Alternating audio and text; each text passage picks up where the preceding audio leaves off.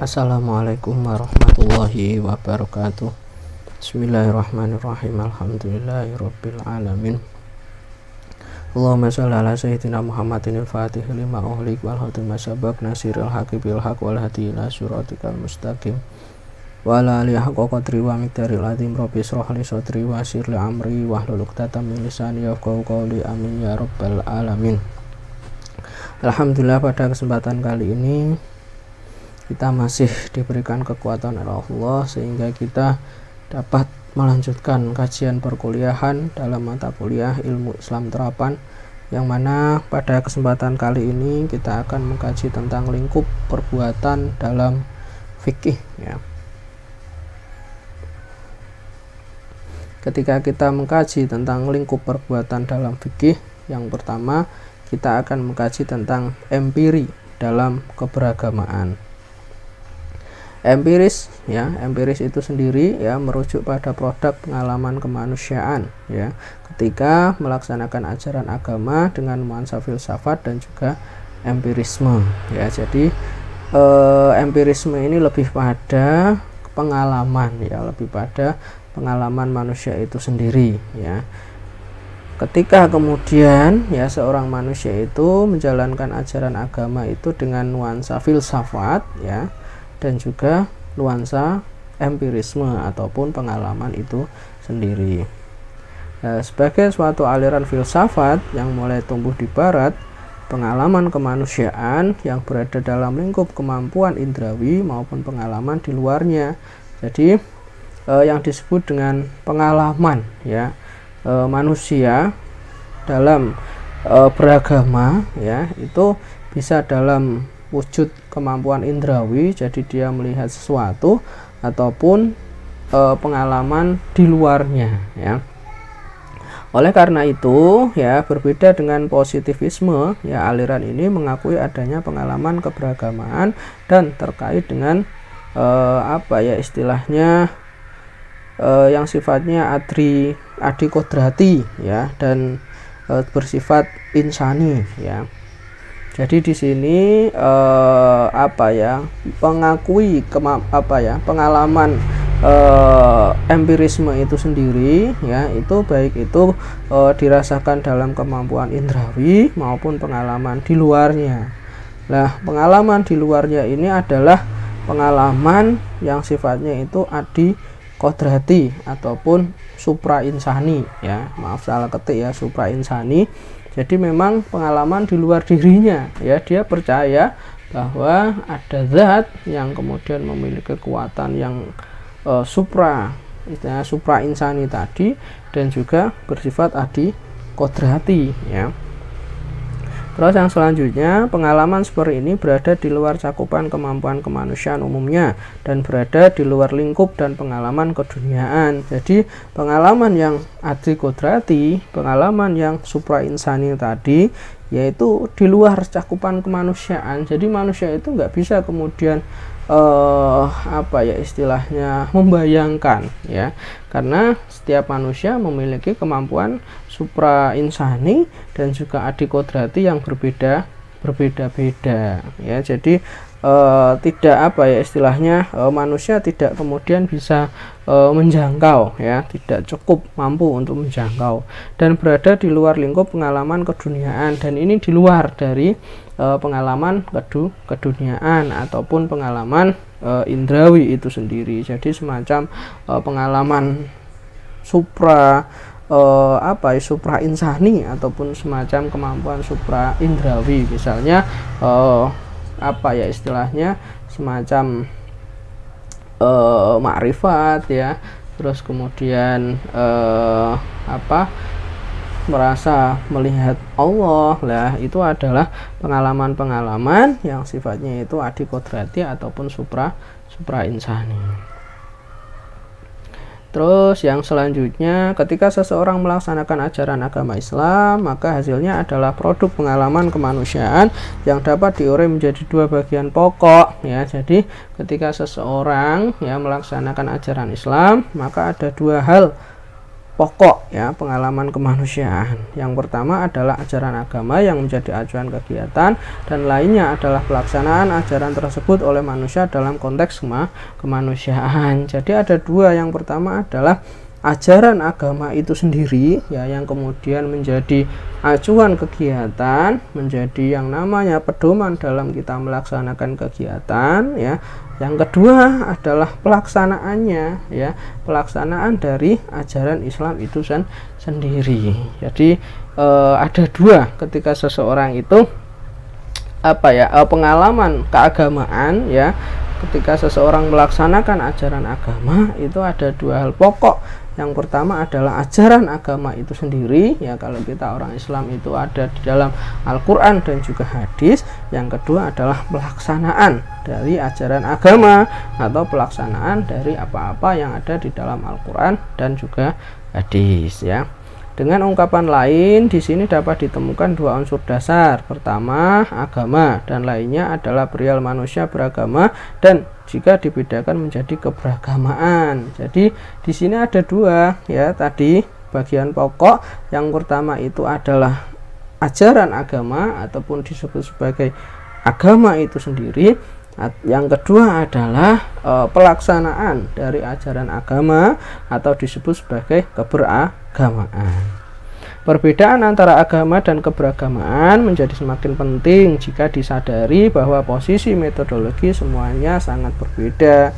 Jadi antara agama dan juga keberagamaan ini adalah sesuatu yang berbeda. Kalau agama itu adalah seperangkat aturan yang menjadi acuan kegiatan kita dalam beragama. Kalau dalam Islam adalah Al-Quran dan juga hadis ya. Kalau keberagamaan itu adalah pelaksanaan dari ajaran agama itu sendiri. Jadi ini adalah sesuatu yang berbeda. Kalau kemudian dikaji ya, metodologinya juga akan berbeda karena memang ini adalah sesuatu yang berbeda. Kalau sebagai produk kemanusiaan untuk menjalankan ajaran agama ya ataupun keberagamaan merupakan respon terhadap wahyu Tuhan. Jadi istilahnya produk dari kemanusiaan itu adalah keberagamaan. Lah, keberagamaan ini adalah respon kita sebagai manusia terhadap ajaran agama ataupun terhadap wahyu Tuhan. Oleh karena itu, Joachim Wucht ya merumuskannya menjadi respon terhadap sesuatu yang diyakini sebagai realitas mutlak dan diungkapkan dalam pikiran, perbuatan, dan kehidupan kelompok. Jadi respon terhadap agama ya ataupun kita sebut sebagai keberagamaan itu adalah sebuah respon yang kemudian diyakini ya. Kita meyakini bahwa Al-Quran, hadis, apa-apa yang ada di dalam Al-Quran dan hadis itu adalah sesuatu yang mutlak benar. Terus kemudian kita kita yakini dalam pikiran kita, perbuatan kita, dan juga kehidupan kita ya sebagai orang Islam. Yang selanjutnya ya, keberagamaan ya seperti dapat diperhatikan dari rumusan pakar di atas tadi ya, seperti yang disampaikan oleh Joachim Wucht tadi, mengisyaratkan adanya aspek-aspek dalam empiri keberagamaan. Jadi karena karena yang namanya keberagamaan itu adalah istilahnya respon ya dari ajaran agama itu sendiri yang kemudian diyakini dalam pikiran ya, kemudian diyakini dalam perbuatan itu sendiri ya, maka itulah yang kemudian bisa disebut sebagai empiri keberagamaan. Karena respon seseorang dalam menjalankan agama itu kan bisa dilihat, bisa disaksikan ya, bisa diungkapkan. Lah, karena wujud respon kepada wahyu yang diturunkan oleh Tuhan, maka cakupan atau lingkup pengalaman ini akan mengacu pada cakupan lingkup bidang-bidang kehidupan kemanusiaan yang dikehendaki oleh wahyu. Jadi karena kemudian pengalaman keagamaan, respon ya terhadap wahyu itu sendiri ya, maka di sini istilahnya cakupannya respon-respon keagamaan itu akan kemudian bisa mengacu ya ataupun bisa dikehendaki oleh wahyu sesuai dengan ajaran wahyu itu sendiri. Jadi karena memang keberagamaan itu adalah respon dari wahyu, respon dari ajaran agama, maka pengalaman akan respon dalam menjalankan agama itu akan sesuai ya dengan cakupan yang kemudian dikehendaki oleh ajaran agama itu sendiri ya. Lingkup empiri ya, ini menunjuk pada bidang-bidang kehidupan manusia yang harus ditata sesuai dengan pola yang dikehendaki oleh Tuhan dalam wahyunya. Jadi dalam manusia melaksanakan agamanya, dalam manusia itu beragama, itu harus sesuai dengan pola yang kemudian dikehendaki oleh Tuhan dalam wahyunya. Jadi dalam kita beragama, dalam kita merespon ajaran agama, itu harus sesuai dengan ajaran agama itu sendiri ya. Terus yang selanjutnya, untuk mencapai kebahagiaan ini, keberagamaan manusia harus pada tingkat yang mampu melaksanakan isi ajaran sesuai dengan kriteria dan ketentuan yang dikehendaki oleh Allah. Jadi kalau kemudian manusia ingin bahagia ya, tentunya manusia harus melaksanakan ajaran agamanya, harus harus beragama, harus merespon ajaran agamanya itu sesuai dengan ajaran yang dikehendaki oleh Allah, sesuai dalam Al-Quran, sesuai dalam hadis. Oleh karena itu diperlukan kualifikasi tertentu sehingga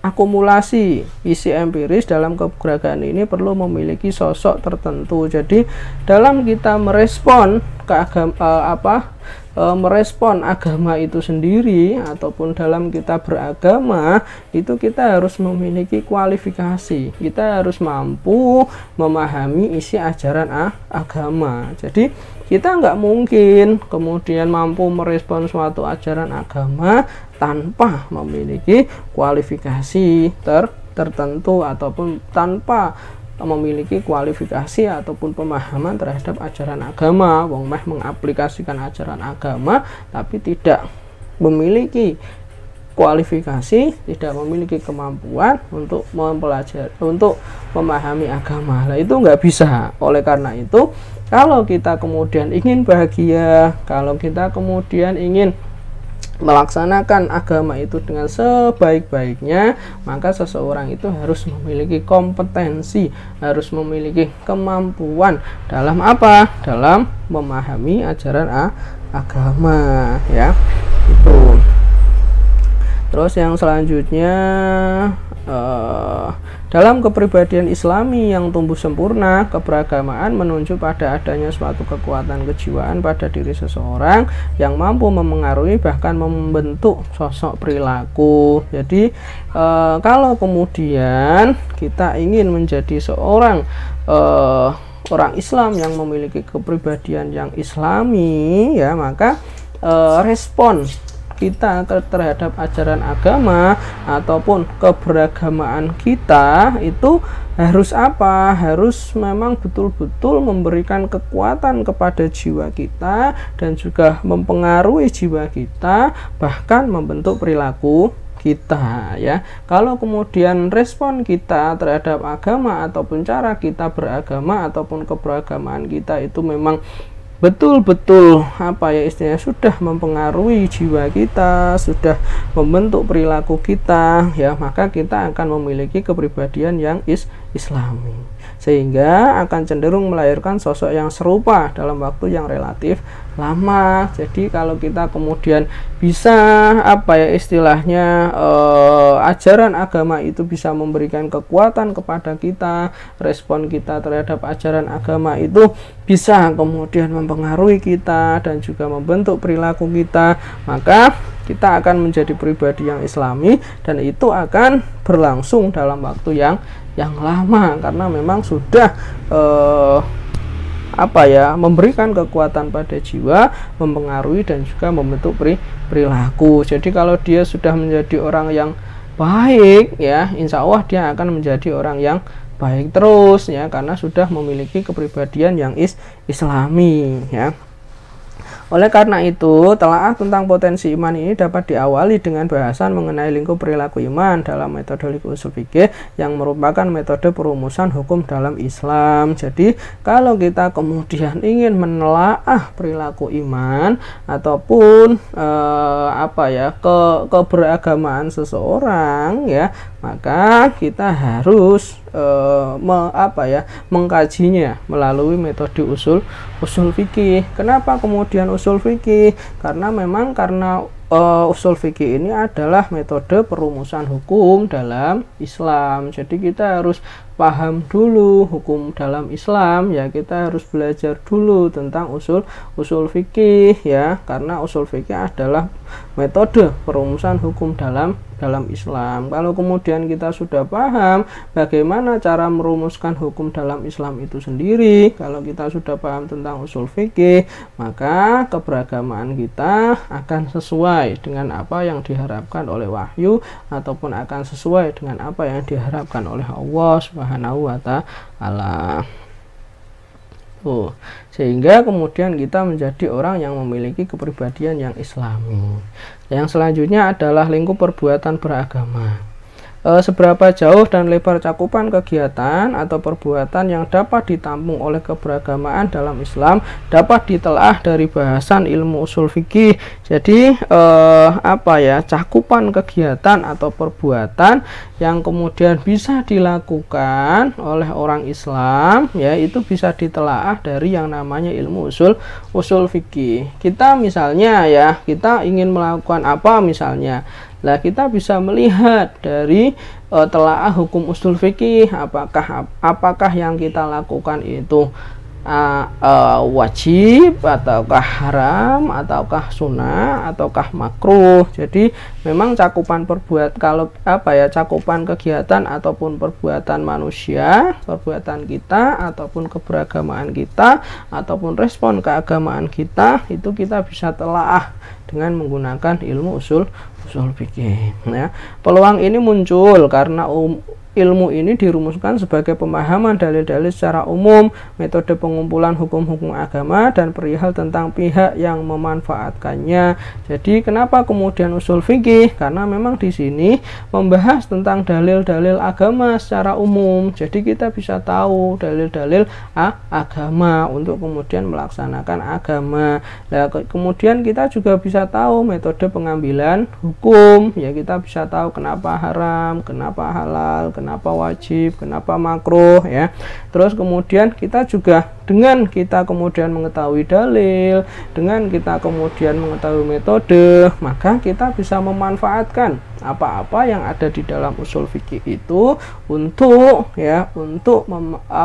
merespon agama kita, untuk untuk melakukan keberagamaan, ya. Jadi dalam kita beragama itu kita harus melihat usul fikih karena memang di sana terdapat dalil, di sana juga terdapat metode pengambilan hukum.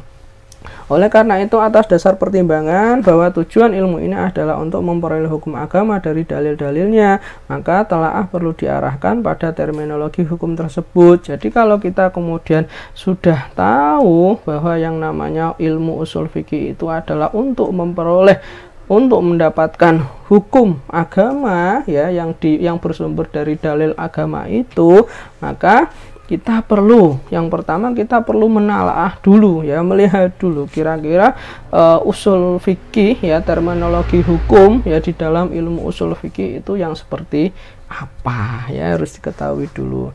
Nah, sebagian pakar ilmu usul fikih merumuskan hukum dengan menunjuk kepada kitab Allah yang memiliki keterkaitan dengan perbuatan orang yang mukallaf. Jadi kalau kita bertanya tentang terminologi hukum, ya, dalam ilmu usul fikih itu, ya, sebagian besar pakar mengatakan ataupun menunjuk kepada kitab Allah, karena memang kitab Allah itulah yang kemudian memiliki keterkaitan dengan perbuatan mukallaf, karena memang perbuatan mukallaf itu adalah respon, ya, dari wahyu Tuhan ataupun wahyu Allah, ya. Respon itu yang disebut sebagai perbuatan mukallaf atau keberagamaan ataupun cara kita beragama. Nah, sampai di sini rumusan terminologi ini ya memiliki cakupan pengertian yang sangat luas dan berpeluang untuk menjangkau keseluruhan lingkup keberagamaan. Ya, kalau kemudian kita tahu rumusan terminologi tersebut bahwa apa ya istilahnya hukum yang ada di sumber hukum yang ada di dalam kajian ilmu usul fikih itu adalah bersumber dari kitab Allah atau kita sebut sebagai Al-Qur'an, ya maka terminologinya sangat apa ya memiliki cakupan yang sangat luas ya dan berpeluang untuk menjangkau lingkup keberagamaan. Jadi dengan itu kita bisa apa ya beragama secara luas ya itu. Terus yang selanjutnya ini adalah pengertian keberagamaan seperti yang sudah diuraikan di depan dan peluang untuk mencapai tujuan risalah Rasulullah ya. Jadi dengan kita kemudian mengikuti apa ya hukum-hukum Allah yang ada di dalam Al-Qur'an maupun hadis, maka kita akan berpeluang untuk mencapai tujuan risalah ataupun untuk mencapai untuk mengikuti ajaran yang dibawa oleh Rasulullah sebagai akhir dari keberagamaan yang diajarkan. Jadi akhir dari keberagamaan itu adalah ketika kita sudah melakukan atau melaksanakan apa-apa yang kemudian dirisalahkan oleh Rasulullah. Karena memang apa yang kemudian dirisalahkan oleh Rasulullah itu adalah respon terhadap keagamaan itu sendiri ya, seperti yang sudah kita jelaskan pada manhaj an-nabawi itu ya pada pertemuan-pertemuan yang terdahulu. Akan tetapi rumusan pengertian hukum dengan rumusan di atas kemudian dibatasi dengan sifat sebagai perintah, pilihan atau persyaratan. Jadi ketika kemudian sudah tahu bahwa hukum itu bersumber dari ajaran wahyu ya, itu kemudian tidak semata-mata itu kemudian dilaksanakan, tapi juga ada berbagai batasan-batasan. Di sini yang pertama adalah sifat sebagai perintah. Apakah yang ada di dalam wahyu itu adalah perintah ataukah tidak ya, wajib atau haram atau halal dan lain sebagainya ya. Terus yang selanjutnya pilihan atau persyaratan. Jadi kita itu apa ya istilahnya sebagai manusia itu diberikan kebebasan untuk memilih dalam beragama ya, yang itu pilihan-pilihan itu terdapat persyaratan. Jadi dalam kita apa ya istilahnya melaksanakan hukum agama itu kemudian dibatasi ya dengan apakah itu sebagai perintah, apakah itu kemudian menjadi pilihan kita, apakah itu memang menjadi sebuah persyaratan. Artinya kitab Allah yang memiliki keterkaitan dengan perbuatan mukallaf berada dalam bentuk perintah memberi peluang untuk memilih atau menjelaskan kondisinya. Jadi seorang mukallaf itu diberikan pilihan untuk kemudian memilih ya ajaran-ajaran itu ya sesuai dengan kondisinya masing-masing. Kalau kemudian sholat itu harus dengan berdiri, ketika kemudian tidak berdiri maka kemudian bisa dengan duduk ataupun bisa dengan berbaring. Jadi apa ya terdapat dalam merespon ajaran agama ataupun wahyu Allah itu terdapat batasan-batasan ya dan juga peluang untuk kemudian memilih sesuai dengan kondisinya masing-masing. Terus lingkup perbuatan hukum yang terkandung dalam pengertian terminologi di atas akan memengaruhi potensi penerimaan ide dasar dalam bahasan tema-tema ilmu ini.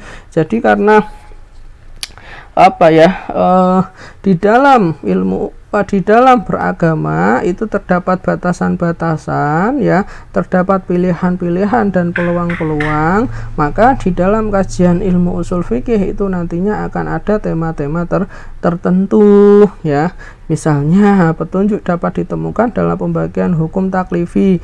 Misalnya dalam hukum, ya, karena memang manusia itu memiliki peluang untuk memilih.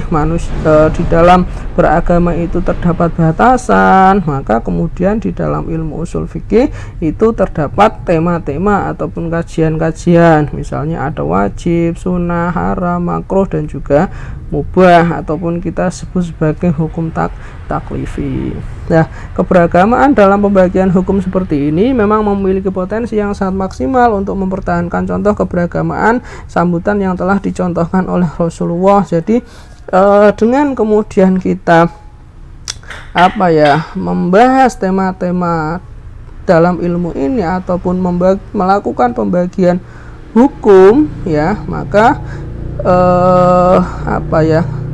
istilahnya ajaran ini, ya, ajaran Rasulullah itu akan kemudian bisa dipertahankan, ya, karena misalnya itu wajib, itu sunnah, itu haram. Kalau kemudian sudah jelas kan kita bisa tahu, ya, mana kemudian sesuatu yang wajib, mana kemudian sesuatu yang haram, mana kemudian yang makruh, dan kemana yang kemudian yang mubah. Sehingga kemudian dari kita tahu itu, maka ajaran itu bisa dipertahankan ataupun ajaran Islam bisa terus berlanjut karena manusia tahu tentang hukum-hukum ajaran Islam. Terus yang selanjutnya, dengan persamaan pola ini potensi ini terutama dapat ditemukan dalam rumusan wajib haram yang harus setiap orang beriman untuk berbuat sesuai keadaan yang telah diusulkan oleh tokoh panutan. Jadi di dalam Islam, ya, itu kan ada wajib, ada haram. Lah, kita sebagai manusia, ya, harus melaksanakan wajib dan harus meninggalkan yang haram sesuai dengan tokoh panutan kita, yaitu Rasulullah. Ya, kalau kemudian kita sudah tahu mana yang wajib, mana yang haram, otomatis ajaran Islam ini akan terus bisa dilaksanakan, ajaran Islam ini akan terus bisa bertahan. Dengan persamaan pola ini, maka potensi pencapaian tujuan risalah yang telah berhasil diwujudkan oleh Rasulullah diharapkan berpeluang untuk dapat diwujudkan pula oleh generasi manapun yang beriman. Jadi dengan kita mengetahui mana yang wajib, mana yang haram, maka yang makruh, ya, mana yang mubah, ajaran Islam itu bisa terus bertahan, ajaran Islam itu bisa terus dirasakan maupun dilaksanakan oleh generasi-generasi selanjutnya, generasi yang beriman. Nah, perbuatan agama dengan rumusan di atas ini perlu memperoleh telah lebih serius, bukan semata-mata sebagai bahasan akademis, melainkan karena akan menentukan corak dan cakupan keberagamaan dalam Islam. Jadi bahasan-bahasan mengenai wajib, haram, makruh, dan lain sebagainya itu perlu mendapatkan telaah yang serius, ya, karena memang tidak hanya sebagai bahasan akademis saja, tidak hanya kemudian wajib seperti ini, haram seperti ini, makruh seperti ini, tidak hanya seperti itu, tapi dengan kita kemudian mengkaji lebih dalam tentang hukum-hukum taklifi tersebut, maka akan menentukan cakupan keberagaman dalam Islam. Nah, polarisasi baik tidaknya perbuatan di sini memiliki persamaan yang sama dengan masalah apakah perbuatan mubah termasuk rusak atau termasuk rusaknya atau tidak. Jadi istilahnya dari belajar hukum taklifi saja, yaitu terdapat polarisasi, ya, di kalangan akademisi ataupun ulama, ya. Ada yang kemudian mengatakan bahwa perbuatan mubah itu termasuk di dalam syariat, ya, ataupun tidak. Terus yang selanjutnya, cakupan perbuatan hukum dalam keberagaman menurut ilmu usul fikih juga dapat dicermati dalam bahasan tentang objek hukum baik dalam wujud perbuatan mukallaf itu sendiri maupun dari segi pelakunya. Jadi keberagaman itu, ya, keberagaman itu juga tidak hanya kemudian bisa dikaji dari hukum-hukumnya, ya, tapi juga bisa dikaji dengan praktik keberagamaan ataupun perbuatan dari orang-orang yang beragama ataupun perbuatan dari mukallaf. Jadi dengan kita melihat respon beragama seseorang, dengan kita melihat perbuatan mukallaf, maka kita sudah bisa mengkaji hukum ilmu usul fikih. Nah, perbuatan mukallaf sebagai objek hukum dikonsepkan oleh para usuluddin ya dengan terminologi al-mahkum